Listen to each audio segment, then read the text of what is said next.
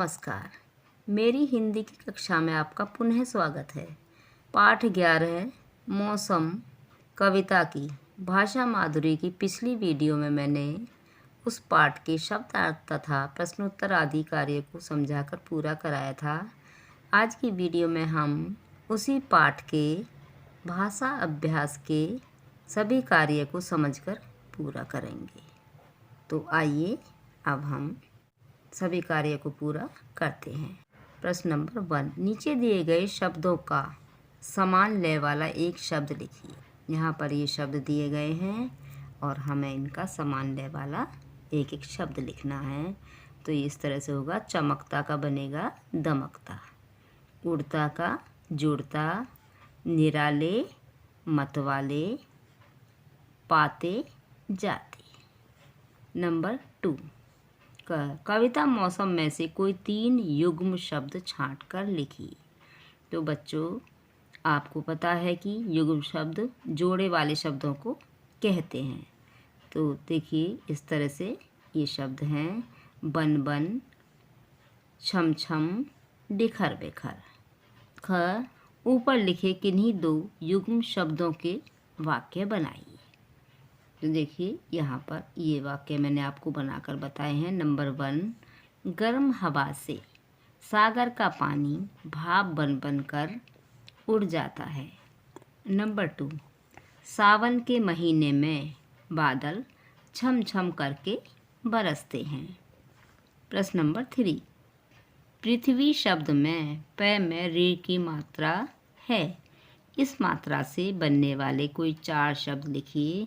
तो बच्चों देखिए ये शब्द मैंने आपको लिखकर बताए हैं।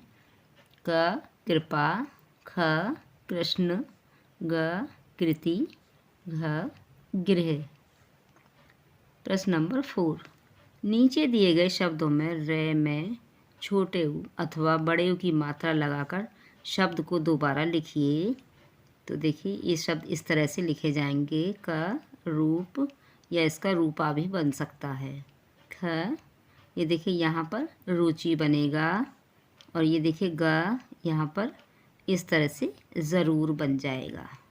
घ, देखिए यहाँ पर गुरु शब्द बन जाएगा। देखिए यहाँ पर र प्लस छोटा ऊ बराबर रू, और यहाँ पर देखिए र प्लस बड़ा ऊ बराबर रू।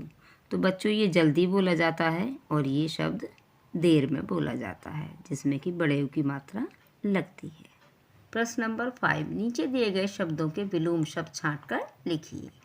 तो यहाँ पर ये शब्द हैं और यहाँ पर देखिए ये इनके विलोम शब्द दिए गए हैं, मैंने आपको लिखकर बताए हैं। राजा, रंग, स्वदेश, विदेश, देना, लेना, मधुर, कटु, सफलता, असफलता, उदय, अस्त। प्रश्न नंबर 6, उचित सर्वनाम शब्द छांटकर रिक्त स्थान भरिए। तो बच्चों आपको सर्वनाम के विषय में तो पता ही है कि जो शब्द संज्ञा के स्थान पर प्रयोग किए जाते हैं सर्वनाम कहते हैं।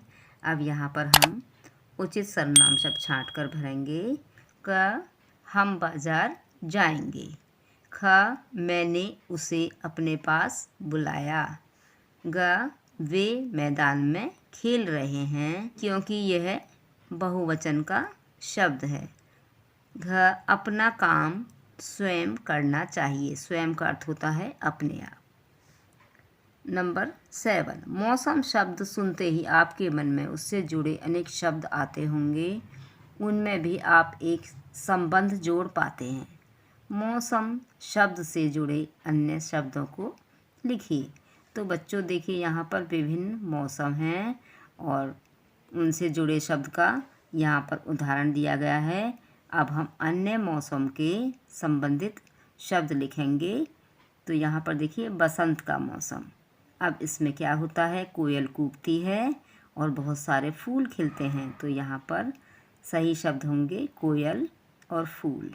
तो बच्चों देखो यहाँ पर ये बारिश के मौसम है और उसमें क्या होता है, तो इस मौसम में बूंदें बरसती हैं, और जब बूंदें बरसती हैं तो हम छाता लेकर जाते हैं। तो इससे संबंधित शब्द बूंदें और छाता हो गए। अब देखिए यहाँ पर गर्मी का मौसम है, तो इससे पसीना और हवा जो कि यहाँ पर लिखकर बताया गया है। अब आते हैं सर्दी के मौसम पर। तो बच्चों, सर्दी के मौसम में घना कोहरा होता है, आपने देखा ही होगा। और जब ज़्यादा सर्दी पड़ती है तो हम स्वेटर पहनते हैं। तो ये इससे संबंधित शब्द हैं। प्रश्न नंबर 8, आपको सबसे अच्छा मौसम कौन सा लगता है? उस मौसम में आप क्या क्या करते हो, यह बताते हुए अपनी नानी को पत्र लिखिए। तो बच्चों, यहाँ पर यह पत्र इस तरह से लिखा जाता है। सबसे पहले पता या एड्रेस लिखा जाता है, जो कि मैंने अपनी समझ से लिखकर बताया, लेकिन आप अपना भी पता लिख सकते हैं। और यहाँ पर आपको डेट डालनी है।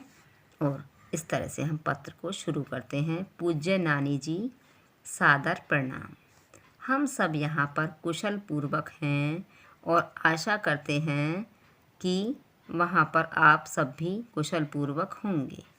नानी जी, वैसे तो सभी मौसमों की अलग अलग विशेषताएं होती हैं, परंतु मुझे बरसात का मौसम बहुत अच्छा लगता है, क्योंकि इस मौसम में ताल तलैया और नदियाँ पानी से भर जाते हैं।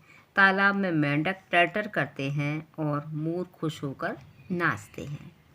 वर्षा के पानी से वातावरण स्वच्छ हो जाता है तथा पेड़ों के पत्ते धुलकर नए से लगते हैं।